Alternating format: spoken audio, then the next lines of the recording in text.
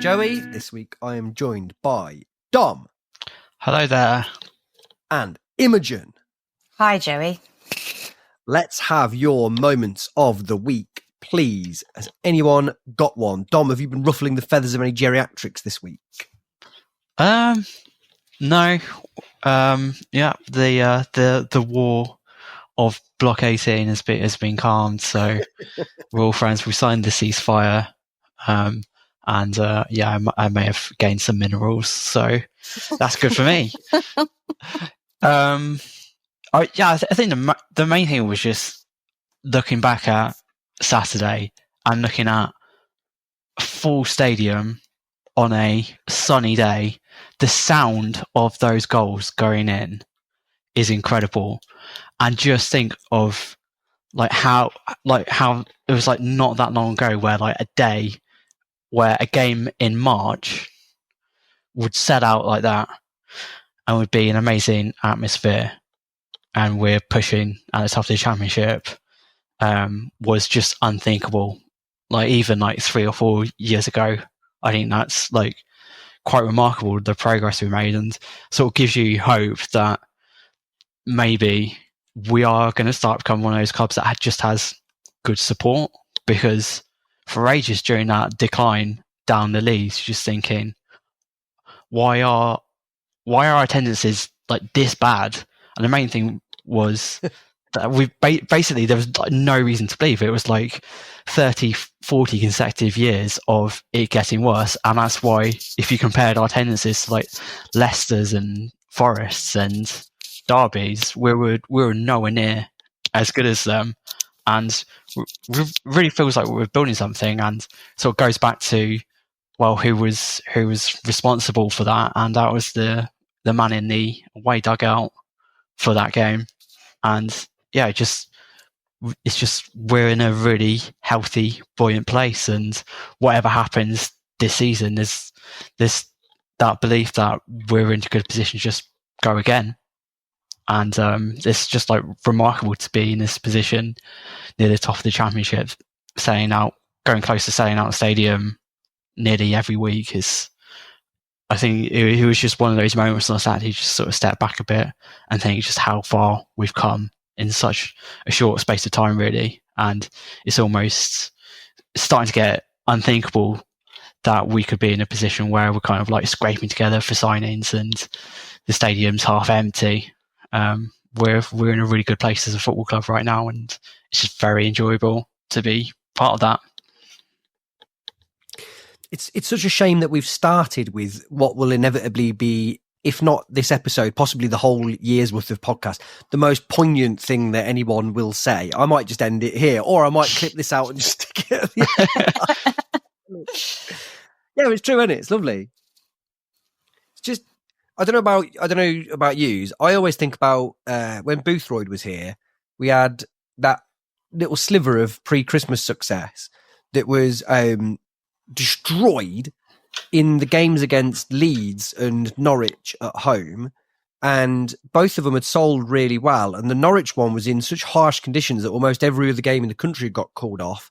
Ours went ahead somehow, and we just fucked both them games. And I always think around that period, as soon as you got 25,000 tickets sold, you were just it's going to go wrong, because every time we get people in, just goes badly. It's just, and I think that was to some extent, for me at least, psychologically vanquished last season at home against Birmingham. It felt like a real, was it last season or the season? But no, the season before, wasn't it? Yeah, in the playoffs. Yeah. Where you just thought, this is so peak for us fucking this up. Because again, another beautiful day, so much expectation in a game that we really could and should have won. And we didn't. We just dealt with it. Sorry, as in we didn't fuck it up. We just dealt with it, didn't we? And it does seem like since then, I guess a number of positive performances around that time, before and after, have meant now that people, like you say, are just going in their droves. There was that wonderful graphic that somebody put up recently that was percentage swing in home attendances over the last 5 or 10 years or something. And I think we were 14,000 people up from our average over the previous period. And the next nearest was something like 3,000 different. Like, it's just mad when you think about just how wild it is. But yeah, lovely. That's lovely. Do we even bother Imogen with You know what my moment of the week was. It was seeing you, Joey, before the Derby game. No, God. Stop it! No, it wasn't. Yeah, we had a rare in-person meet, didn't we? Which is very, very It nice, was so lovely. It wasn't my moment though. Sorry. That was. Yeah, it wasn't mine. It was. Yeah, of course it wasn't. It was Mark. That's all. Lovely Mark, It was. You kind of tell yourself that you're over them and you've moved on, and you're like, no, we have to move forward now. He's gone, and everyone else loves Frank, and I just need to grow up and let him go. And then he came back. It's so much harder when they're there, and he looked so handsome. It was tough, and it was a talking point amongst us before the game as to how he was going to be honoured.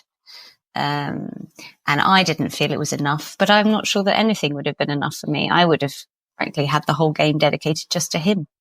I would have really enjoyed that. Perhaps a little David Prutton interview in the centre circle. They can play around him if they want, but I would prefer Mark to be the focal point. Shame. So, genuine question here, and I'll try really hard not to take the piss out of you, no matter what your answer is. That's unusual. What is a fitting send off for him? Like, what would you like to see? Well, look, I have determined that he will be our Joop Heynckes, and I'm therefore content for there not to be a huge send off, because he'll come back and win us the Champions League. So I am content entirely for this to be quite a small nod of appreciation, knowing that the return of the Mark is imminent. Maybe not this season, but maybe not to win the Champions League, or as Dom rightly pointed out, in 8 years when we have shifted down. Yeah. Or sooner if Tuesday's performance is anything to go by. But yeah, if we could have him a third time, I would be content not to crown him king on the centre circle. I'll wait. I'd like him to, not that I would ever wish death upon him, but I would like him to die in the job. I think that's the only way he could really go out with a proper ceremony, and perhaps have him buried under the pitch. It is funny thinking of him as being. I'm really glad you interrupted that, Jerry. Yeah, I wondered how. Keep going on the details of the burial. I'm trying to rescue that from your own therapist. Yeah. I wonder to what extent he's going to be our Keegan for decades to come, where, like, good or bad, when Lampard leaves, he will just be, wherever he is or however he's doing, he'll be like odds-on favourite to be our next manager, and then our next manager. What, like dropped from a helicopter? That I would love. Yeah, he'll just be parachuted in and kind of. Oh yeah. I can really see him coming back. Me too. Think it's. Where else is he going to go? He's obviously not happy at Stoke. Why would you be? It's awful. So he'll come back eventually. It's just biding his time. Stoke is a bad place, by the way. Yeah, it's a terrible place. And once King's fucked off because he's bored, then we'll get Mark back in. It'll be fine. I'm not worried. Magnificent to think of you winning the Euro Millions and Lampard. Sorry, Frank, you're just not pretty enough. let's get Marky back in. I mean, I'm tired of hearing your interviews that you're putting effort into. Let's get you out of it. I was listening to his David Prutton interview before this because everyone had been going on about it. Yeah, come for the 8s, 10s, and 6s and stay for Sandra's roly poly. It was superb. Very much enjoyed it. Prutton made me reflect on something that I've been obsessed with this season, which is the absolutely horrifying levels of interview technique from local journalists. Forgive me. Where kind of this line of questioning that is So it must have been brilliant going to Wembley. Like, yeah, yeah, it was. But the Prutton simultaneously was like eye-rollingly kind of a like this, but also actually I thought asked him some quite good questions. And I was like, I'm simultaneously quite annoyed by sort of your approach, but also quite impressed with the fact that you do at least seem to care about the technique of the job rather than sort of rolling in hungover and kind of just going, so I guess you'll want to win on Saturday? Yeah, we will. Brilliant. And a loss would be worse, wouldn't it? A draw would be better. Yeah, it would. Yeah, fantastic. I can go home now. I'm going to round things off with the Bobby Thomas collection. So I think, Dom, you mentioned the noise that was generated from the goal, but actually the noise of the goal is on that video. There's just something beautiful about that clack sound of where it connects, like not even with his foot, but where it hits the net. That sort of like real, like that's how you should decide what the best goal is, not whether it's like a mazy dribble or like a ranger. Like, how does it sound when it hits the net? And it's bliss how that sounds. And then the second thing, again, going back to interviews, is Bobby Thomas is now leading the way in terms of top quality interview player, because he gave us the closest moment that we've had to the Frank Musa at Preston after the game. Where I think Clive's asked him something, I can't remember exactly what it is, but then he's asked him effectively the same question immediately after it. And I think what he says to him is, well, you've already answered that, haven't you? Or you've already asked. It's Robbins might have gone, but in spirit he's still there to some extent, just unnecessarily spiky and kind of and sort of. And the other thing in his interview was that he was saying, I like again how I find him very real. They asked him, what were you doing up there? And he was just like, well, I just told Liam Kitchen I was going. He just said, I just told Kitchen I'm going up. I was just like, and then I'm there. Yeah, I've hit my wrong foot. It's gone in, hasn't it? But not in that platitudinal way. In like a sort of, we all saw it. Why am I explaining what you've already said? Grimes interviews quite nicely as well. He's got a similar kind of, why am I here? I will tolerate you, but not for long. Yeah, I guess maybe it's this sort of encroaching middle classness of footballers that kind of that they've become self-aware, and they're rather than blindly going into these interviews happy to just get out of them as quickly as possible, they're now sort of reaching that existential level where they're like, but why am I answering this question? Does anyone even need to know this? So Saturday, good. Yeah. Tuesday, less good. Oh, very much less good. Also, there were bits of Saturday that weren't very good. Yeah, arguably the majority of it, but yeah. Well, but we won. Dare we be so churlish as to roll it right back over the last 11 games and say, please? I'm going to try and put a positive slant on this. This is why I wasn't so particularly bothered about Tuesday, because I think if you see what's happened over the last 12 games as being a bit of a statistical regression to the mean, then I'm not sure I'm that bothered about the Derby result, right? It's just a result in a set of results that have otherwise been good. But I don't think you're right. Derby wasn't as good as the other games, but I really think it was only the result that wasn't as good. The performance was actually, that's not fair. Performance wasn't as good. But I don't think it was like a shocking drop off from what has otherwise been a set of perfect performances. Am I being out of order there or what? No, I don't think so.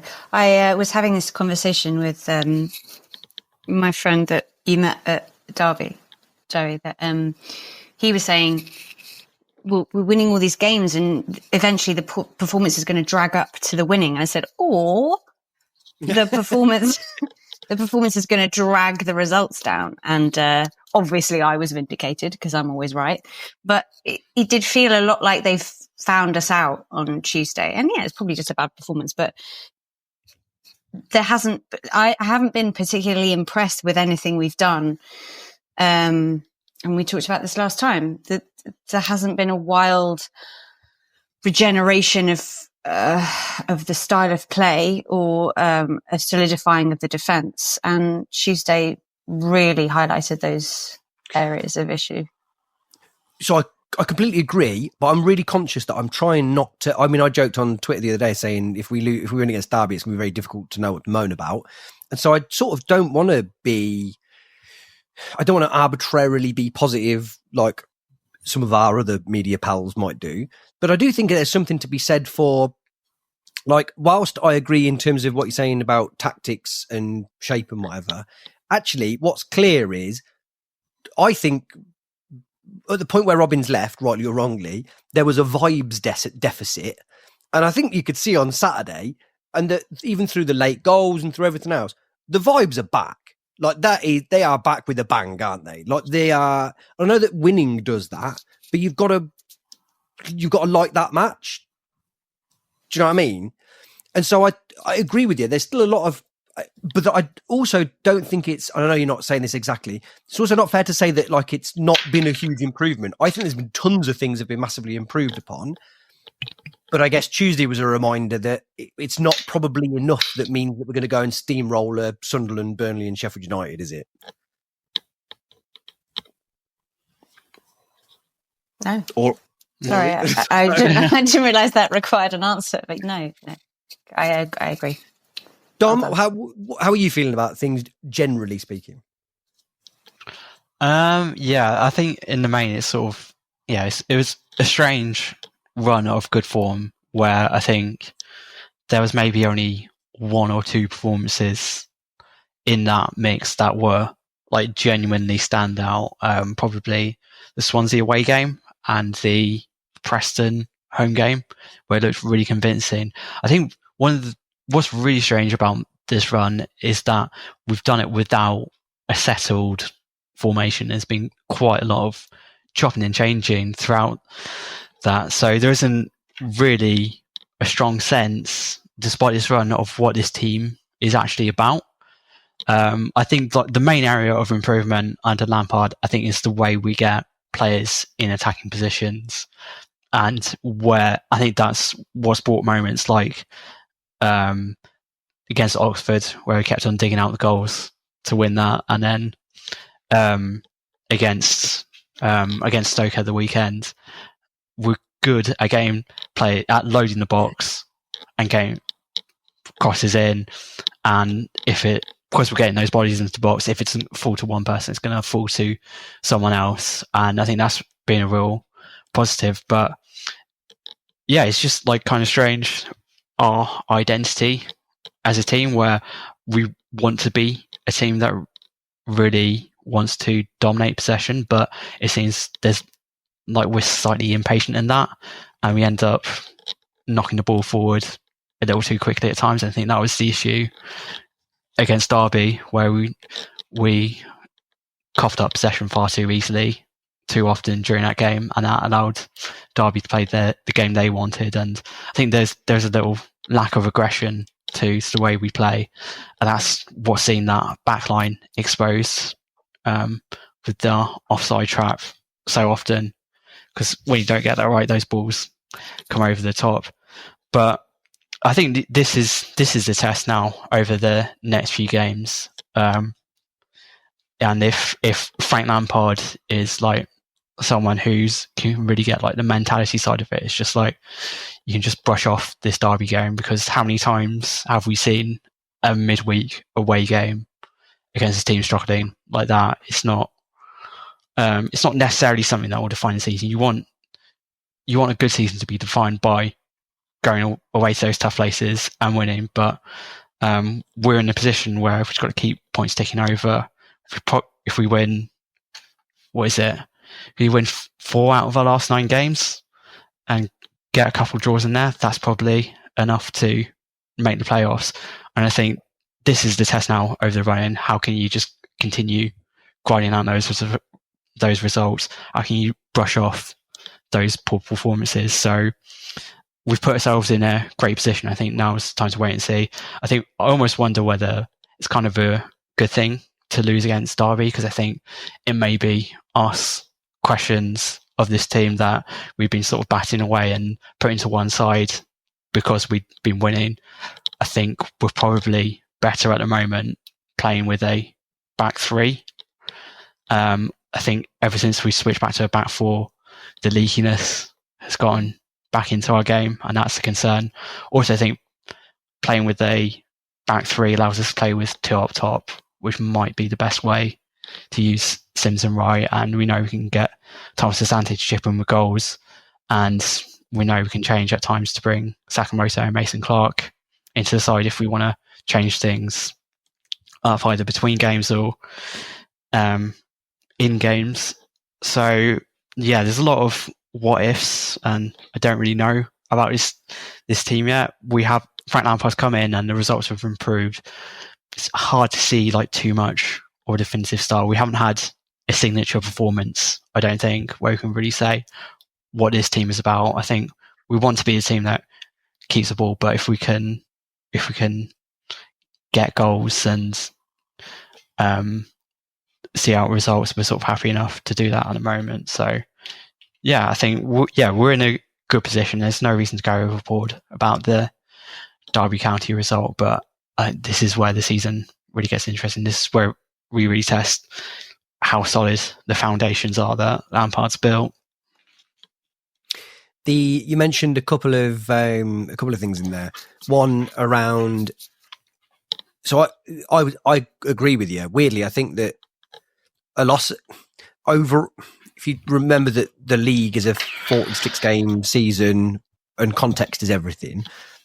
Yeah, you don't want to lose against Derby, but I do think losing against Derby puts you in better stead to do better in the next 3 games, because like you say, it makes you question them more than just thinking, well, we're going to go and smash everybody. But what deficiencies specifically do you think were highlighted in that game? So I think the 2 main ones are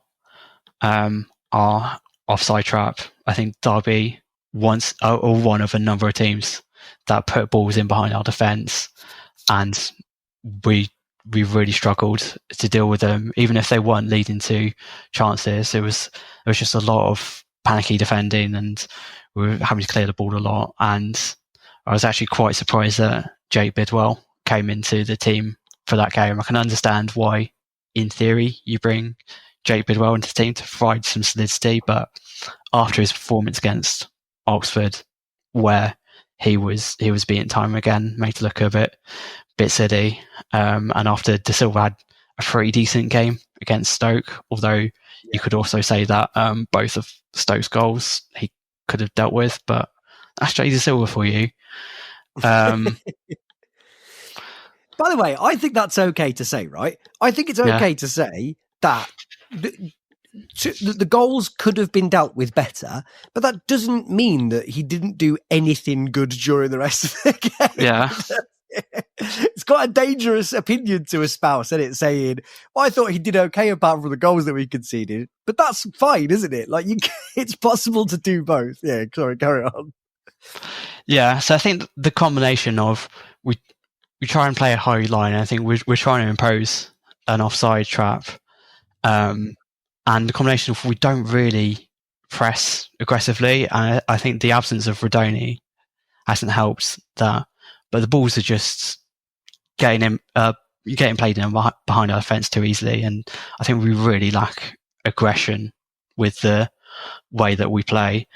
Still to be convinced that Torp and Grimes is an imposing midfield partnership. I think we haven't quite figured out what we're trying to do with Matt Grimes, where there's brief spells where he's dropping into that back three and he's knocking it about quite nicely, but we've not really dominated games with him as I think the hope would be. And I think that goes back to just having the right level of aggression alongside him. We just haven't figured it out. We've tried Eccles and Torp alongside him, and I don't think either of them are particularly aggressive midfield partners, and don't think the front line presses aggressively enough, and I think that just leaves us quite prone to getting caught out with those balls over the top. So I think what we're either going to have to do over the remainder of the season is we're either going to have to take the decision that we can't play this high line and defend deeper. The downside of that is that it stops, like, one of the best things under Lampard has been Mason Clark running behind off the left wing. I think that possibly hampers his ability to do that, or we actually commit to pressing more aggressively. But that's something that's hard to do mid-season. I almost wonder whether what we saw against Derby County was a bit of just a bit of like workload management, where I think we could really have gone for it, but there was a decision taken with certain players not to go full on and try and see what we can do if we're trying to play at about 80%, given that we've got 3 games in a week. I think that was the reason why Ellis Sims came off and Hattie Wright saw out the game, where it was about getting minutes into Wright's legs more than going on and trying to win that game itself. Is it possible there's another reason that Sims might have come off in that game? Go on. Whether he was wretched. And did he touch the ball 3 times in the first half against Stoke? So yeah, but there was a stat shoved up on Sky at one point that had said that maybe about 20 minutes in, he was about 3 touches in, and then I've been a really staunch supporter of him, but there's the last couple of games I've consistently felt like I wonder how well we'd be doing, even as well as we are, if we had a striker up front.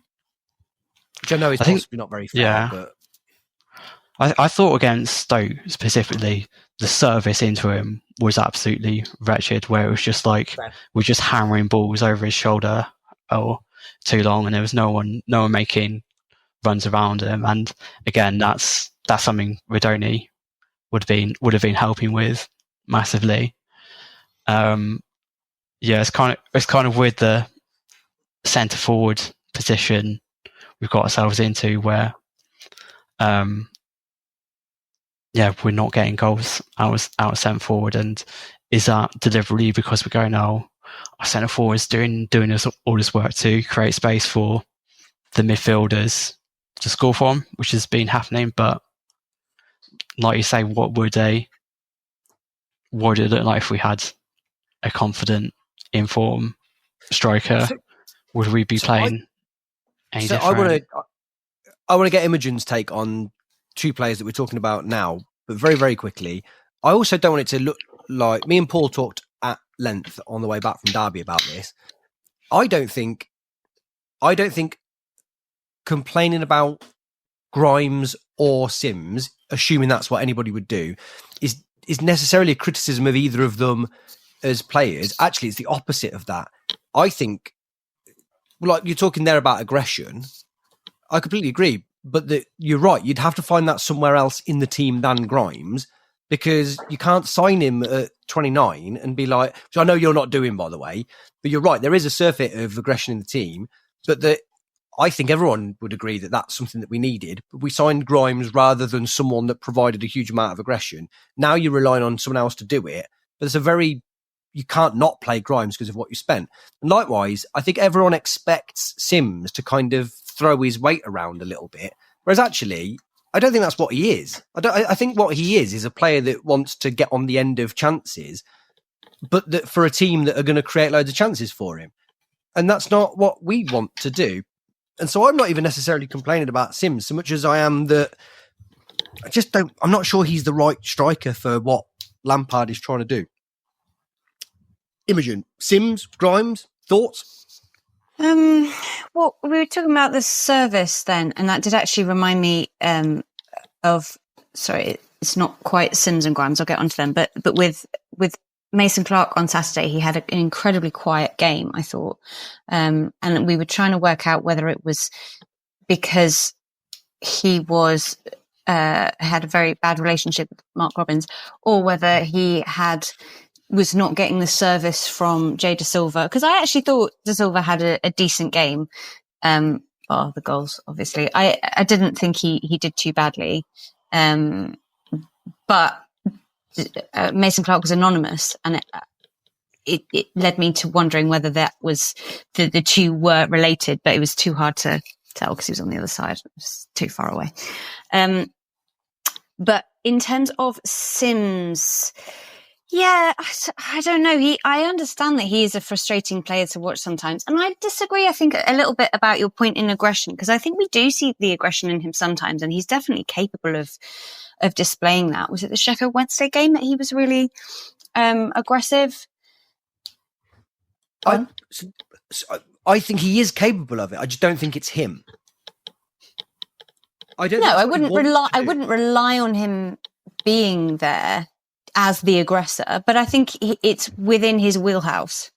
But I think it's not only within his wheelhouse. I think he's fantastic at doing it when his head's in the right place to do it. But what I mean is that I don't think that's what he wants to do. I don't think that's his natural game. I think it's something that he has to sort of be forced into doing. But it's a facet of his game, right? 100%, and he's wonderfully capable at it. And I think that's weirdly, there's a lot of things with Sims that I feel like he's got a real shit end of the stick on, because it'd be almost better for him to be the size of Mark McNulty, and then nobody would expect him to be putting himself about. But because he's bigger and because he can do it, it's annoying when he doesn't do it. But I just don't think he's that type of striker in his own head. Paul said it, and I thought it was quite striking. We talked about this with Frank Nouble when we signed him. Is that I think because of his size, and I think possibly because of some of the other kind of things that are carried when someone looks a certain way, I think everybody expects a player to be a certain thing, but that doesn't mean they are. And I don't get the impression with Sims that he wants to be a put himself about striker. I think he wants to just be a kind of like a poachery goal scorer, and that's fine. But I don't think that's what we need at the moment. Do you disagree particularly, or no? I think that's fair. And I think if you want to be a poacher scorer, a goal scorer, you've got to do it more often. And he's not showing that he's capable of doing it regularly enough for that to be the only reason that he's in the team. And I think that's fair as well. Yeah. You could argue again about the service, and are we a team that is looking to put goals on a plate for a striker, which I don't think we are. But even within that, I think if you're someone that is trying to just score goals, I think you've got to score more than he scored this season, 100%. Yeah. And then you mentioned the other point that Dom mentioned that I wanted to talk about was the signature style. And obviously I was being churlish earlier about the performances and as compared to the results. What I do like about Lampard is that he doesn't seem to be wedded to one formation or one particular style of play. And I don't mind him going to four at the back, but I mind when Lamptey is in that position. It doesn't work. He's not there for that. And it's terrifying when he is. So I'm all for moving the formation around, but I haven't seen that working yet. It might work with different personnel, but it hasn't worked in his however many games he's been in charge, 10, 11, whatever. So it's difficult to be that elastic with your formation if you haven't got the players who can perform the role. But I think, again, it's something that he should be commended on, is that he has, to some extent at least, shored up the defence and certainly massively improved results. Yeah, definitely. Without having a new centre-back. Because I think that I praised Kitchen the last time that we were on for improved performances, but they are improved performances rather than good performances. It's a low bar. Yeah. And CCFC Analysis put out an excellent tweet about that, which I'm sure you saw. But equally, well, we were talking about it just before we recorded, which is part of why it's in my head. But I was saying this to him, is for as little as I think of Kitchen, despite some gratitude for recent performances, I'm not sure that. I mean, I certainly know that Lamptey isn't the answer ahead of him. I don't know where the Binks is. And so it's tricky, isn't it? Because, like you say, the tools aren't necessarily there that you'd want them to be, are they? No, I mean, there's talk of putting Eccles there, which I'm not averse to. It feels like Eccles isn't Lampard's player. No.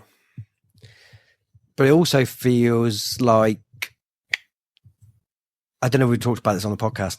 So it's going to be, I really, really, really say this through gritted teeth, because I think at a certain point this season, we talked about Josh Eccles being one of the better performers for us. And he's one of our own and all of the other good things. And Close personal friend of you. Personal friend of mine. Of course. Yeah, possible relation. Yeah. There's no way of saying this without it sounding really horrible. But the better we've been recently, the worse he's looked. I think I think he might have a bit of J-Tab syndrome, which is that he looks fantastic or looks good when he's the person trying hardest in a team that's not functioning.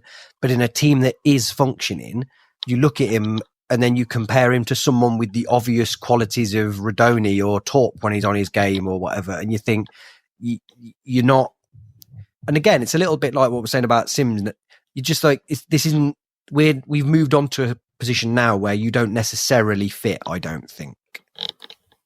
Not to say you're a bad player, but maybe what we're trying to do now is a different thing than the kind of all-round scrappiness thing that I think that Josh Eccles does very well.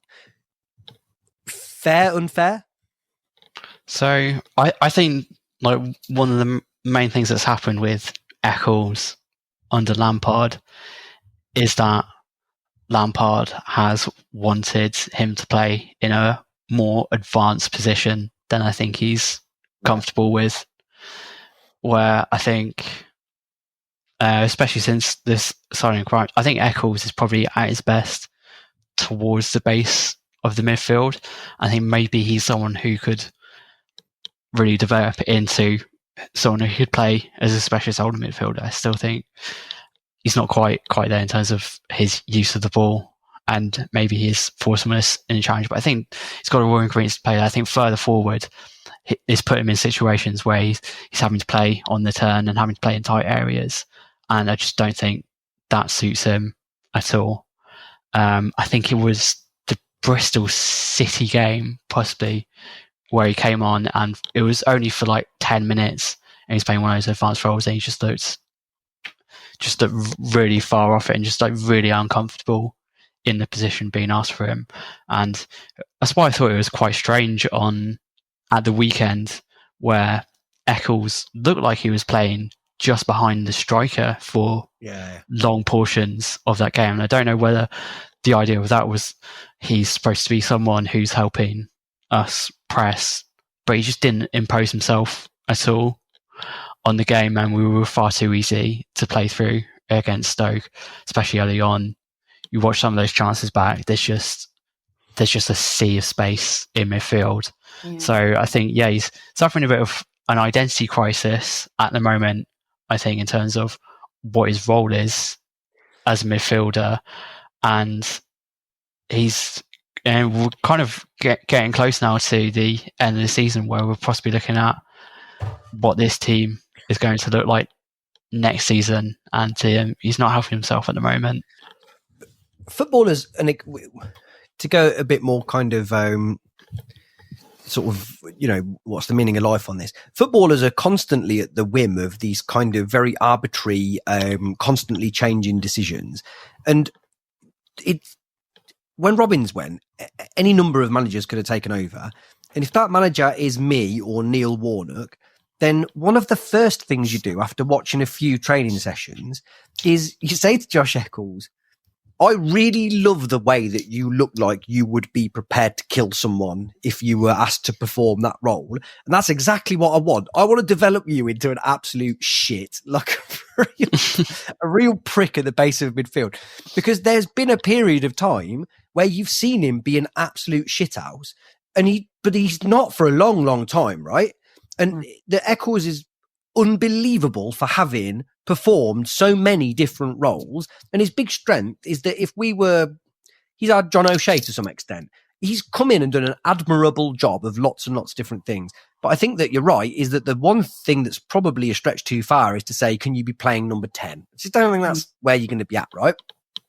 But if someone had to come in and said, you are our aggression guy, and actually, I'm going to build from you, like I'm going to build up from you. You're going to win the ball back. You're going to give it to whoever it is that's going to do something with it. But you are the linchpin of the defense. You're going to stop it getting through, yada, yada, yada. But instead is that he's now being asked to do something different to that we think might be beyond his capabilities, but it potentially badges him as a bad player in inverted commas. I just think it's not fair on footballers, is it? That it's this binary good or bad system as opposed to kind of like suitability rather than quality.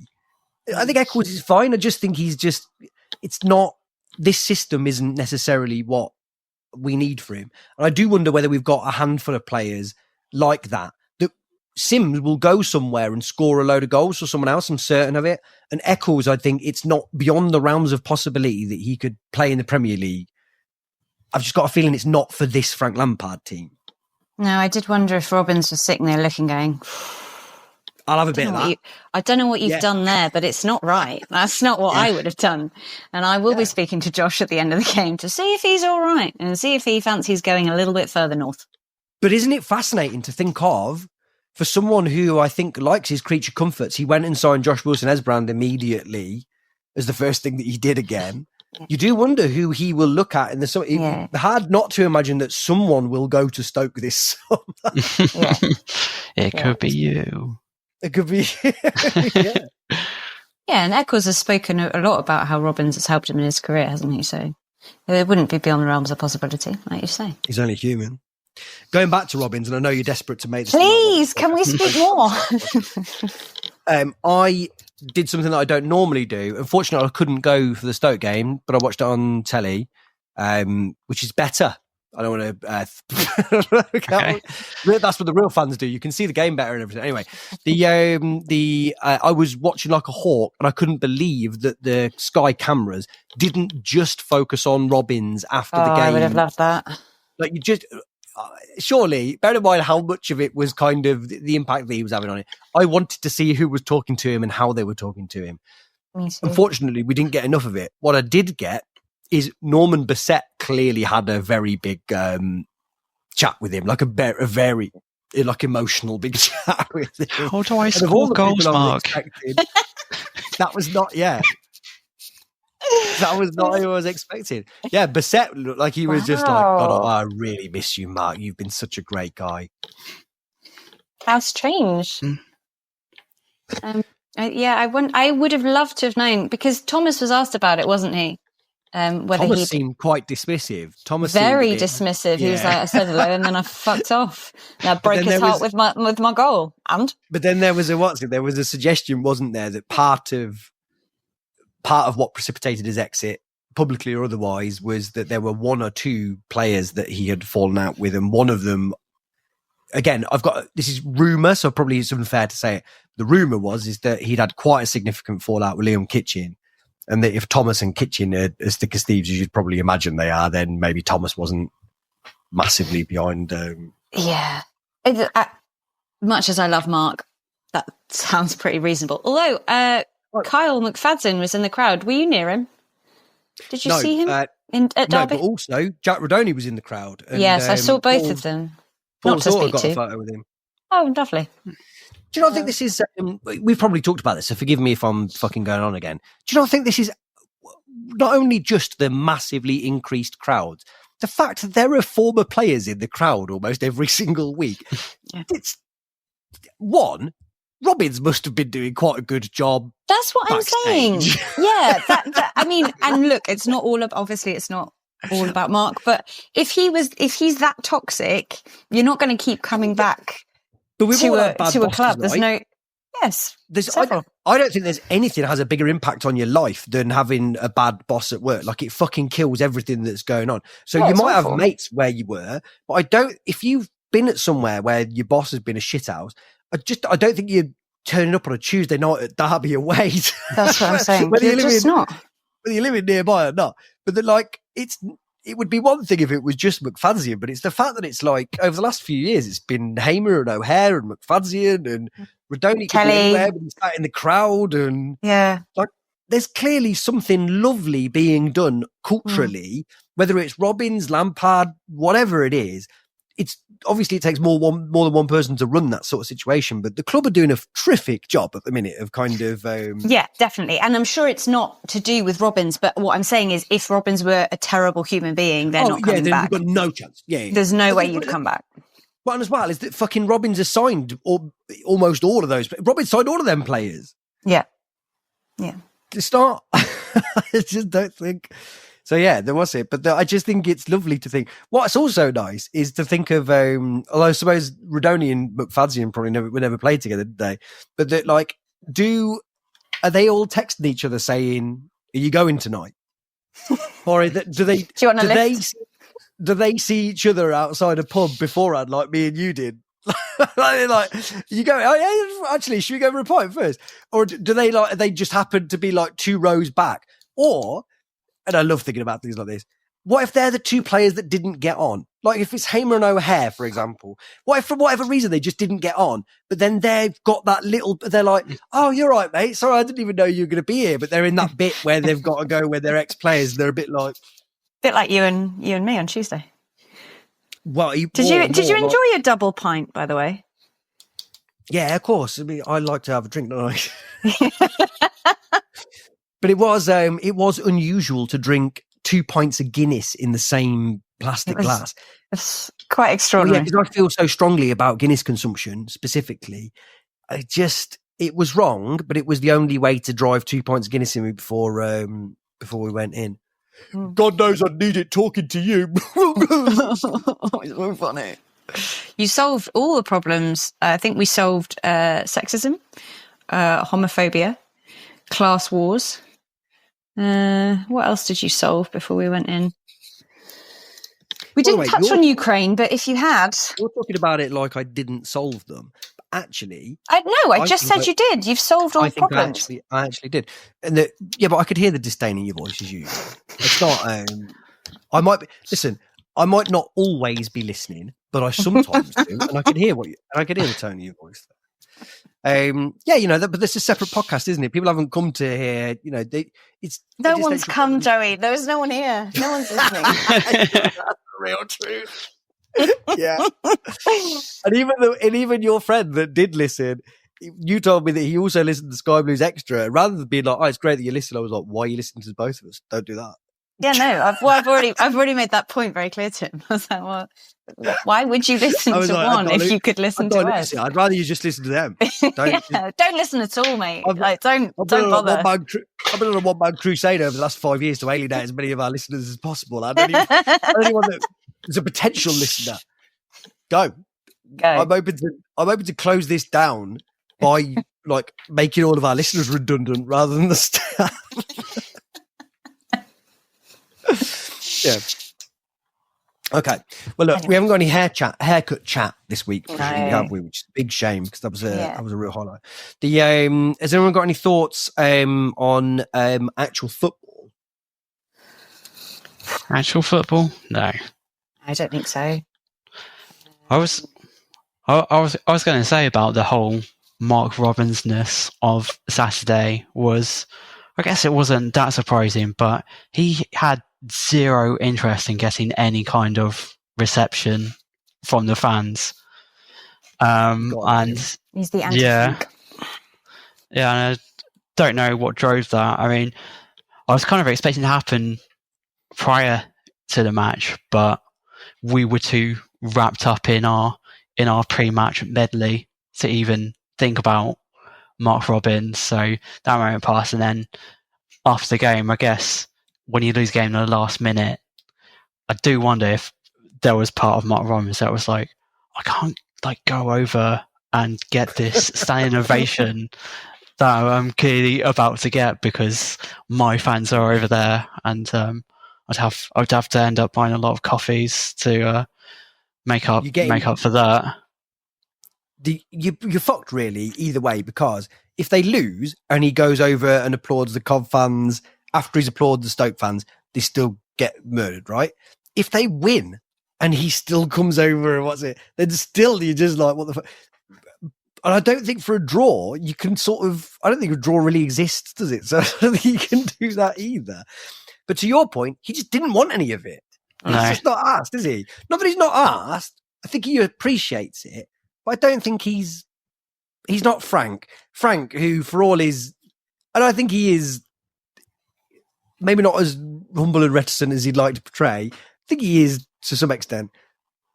But also, you can tell that I think he wouldn't shy away from a bit of aderation, would he? I mean, but he doesn't. And that's which is fine. But he doesn't shy away from it. And he's a very different character from Mark. But I cannot imagine that Robin's, much as I would have loved him to come to all four corners of the stadium and personally pick us all out of the crowd, he would just never.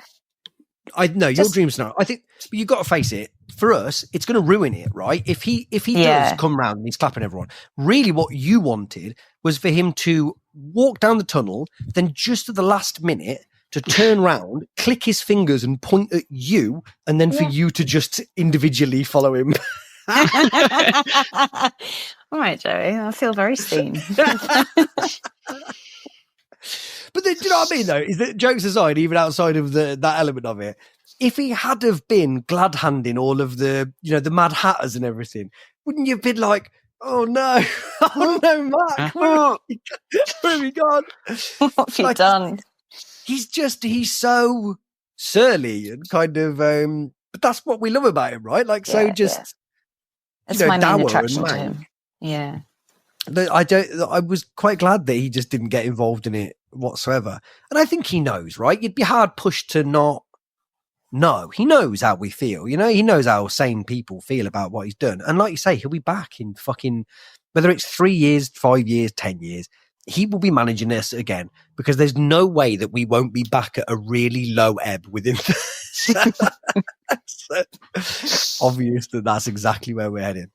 And before we finish, I do want to, there is one more football thing that we haven't talked about that I really think deserves it, mainly because I love him so much.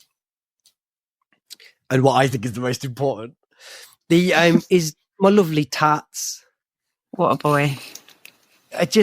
I'm so glad for him that with all of those injuries, and again, to the point around kind of quality and context and situation and everything, is I thought it was a lovely bit of management from Lampard while he was out to talk about him so glowingly and say, he's just out of the team because we're not playing with wingers at the minute, but this is a player that I really rate and whatever. Just think that makes a lot of, having listened to the amount of player interviews that I've listened to on different podcasts, it just makes such a big difference to them mentally to know where they stand and that they're wanted, as long as then that is backed up. And then it was Preston, wasn't it, that he come back in against? And that I think there was, not only had he been out, but also in the games where he had been playing prior to that, I think they were the worst games that he'd played for us. And I think there was a lot on him to come back in and make a difference. And he's really made a difference. I thought he was quiet on Tuesday, but and as well, I think he's been quiet in games, but he's had so many telling moments in the last few games, like so many really, and even though he obviously didn't mean to pass to Torp, which at the time I didn't quite appreciate. First, I was just like, it's really weird that you'd hammer a pass to got faith in Victor. Torp's chosen to take that pass, right? That's who you're passing to. But what is it? 2 assists and a goal in those 2 games. You could stretch it out and say 3 games or whatever. Just really pleased that he's making such a difference for us. Yeah, he was a joy to watch Oxford, wasn't he? Just superb. And did you hear what Lampard said about him after the game on Saturday? I was just really like, it's really sweet, and it's like, it's so on brand for what you want to hear. Is he was just like, Lampard said, he's a player with great technical quality and everything else, but he said he was like, he's so low maintenance. It's like he really wants to play well and play regularly, but like he's on time every day. Nice guy. I think he said that about Sims as well, didn't he? That he's low maintenance. Sims is, I get the impression that Sims is just a guy that's going about his business. But you get the impression that these are young lads with phenomenal money and whatever else. I bet they're a fucking nightmare to work with. It must be really nice to have Tats who's like 10 minutes early all the time and be like, I'll help you get the cones in if you want. Just be like, you know what it's like for real life work? There's people that you work with where you just go, you're such a great person to work with because you're just not you're dependable, basically.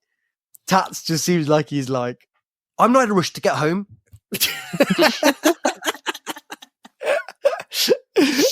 But to be good with it as well, you must just be like, oh, this is class. Lampard alluded to the fact that he got in and a sort of like put professional questions to his wife. And he said it was helpful that she could see it from a non-football perspective.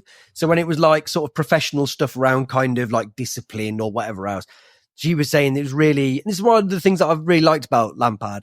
I think it's nice that he's honest and talks about these things. And also is like, I went home and asked my wife for advice. It's just nice to hear someone seem like a decent geezer. Do you know what I mean? He's very, very pleasant. Yeah, do you know what I mean? I think I've really warmed to him as a fella since he's come in. I just hope he continues getting results more than anything else. But it's nice to think of what seems like quite a nice setup, generally speaking. But this thing of kind of you would kill for people like Tats, I suppose, wouldn't you? That are good at their job, don't cause you any hassle. It's a lovely old business. So I'm delighted to see him back and looking somewhere close to his best. The only thing that could cap it now is that. Oh, by the way, this is the other thing that I'd like to talk about very, very, very quickly. How fucking good was Milan against Stoke? Oh my god! How are we only just talking about this? He was up front part of the time. I know he come off injured, right?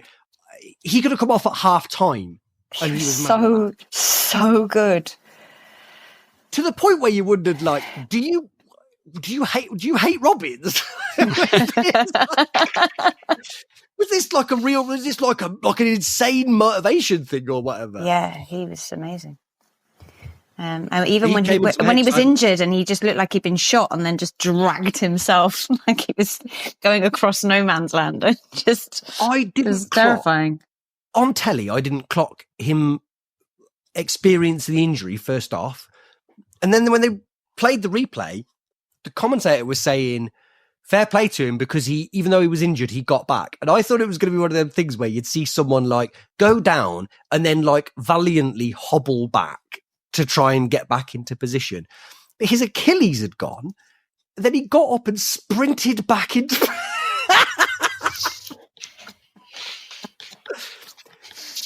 Bear in mind how many games he plays. Like he doesn't miss anything, does he? What is he made of? I don't know, because I remember pre-season at Stevenage, he looked like he'd put a bit of weight on. He's not very fit, and yet he's just played every game. So maybe it was just an unflattering shirt. Who knows? Perhaps he hadn't got a girlfriend to dance the weight off with in Instagram videos. Maybe.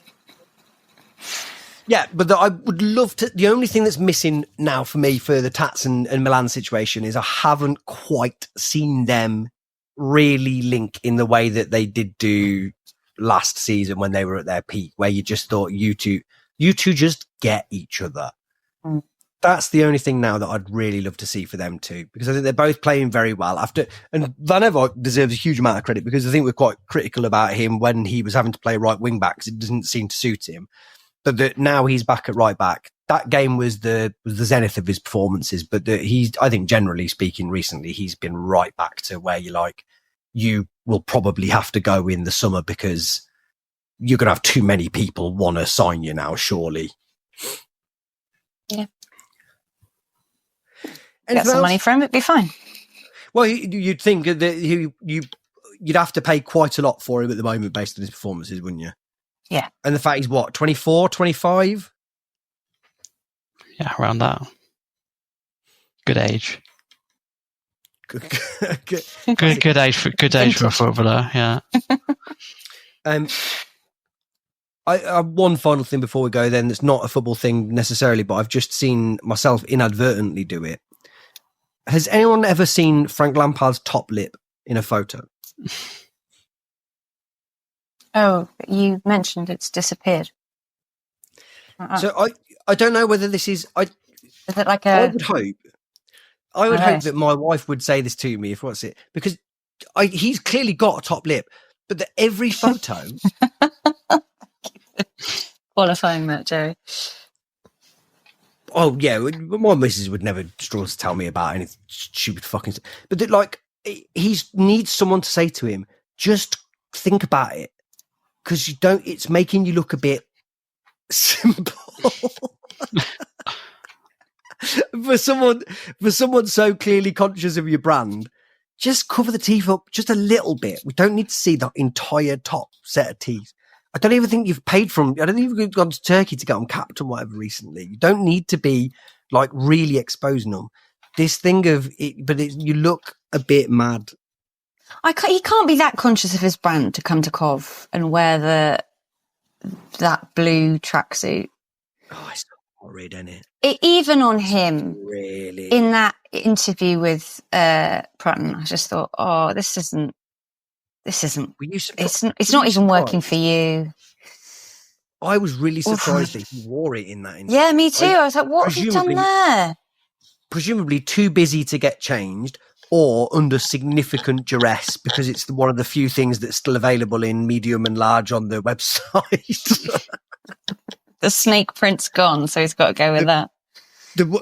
What's really interesting about the stock on the website at the minute is those. So I'm wearing this hoodie at the moment. The one that the players wear, that sort of like turquoisey, like aqua green one or whatever. Teal. That's sold out. That's sold out in about September and has never come back into stock. I'm convinced now that if they could put another 1,000 of them on the website and they would sell instantly. But then But the manager tracksuit, very much available. You don't want to get your dark blue commentary top. It's really unflattering, isn't it? It's just a horrid bit of clothing all told. For something that's so in the public eye, like something that's so there. Yeah, we don't have enough club merchandise to buy, I guess, is my overall point then. No. Right, I think that's I think we're fully covered on that, right? I think so. Probably I have nothing more to say. More than we've needed to. Okay. Could probably have stopped before the club merchandise, but, you know. Oh, we could have probably stopped before tats.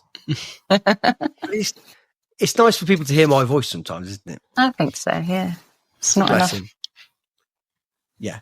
I will, of course, be releasing my second after the Lamptey show after dark after this, which will just be me on my own, just talking about how I feel for 3 or 4 hours. But Patreon subscribers. Yeah. No, only at the $50 tier. Yeah. It's the deal with airline food. Right, okay. So, Dom, thank you very much.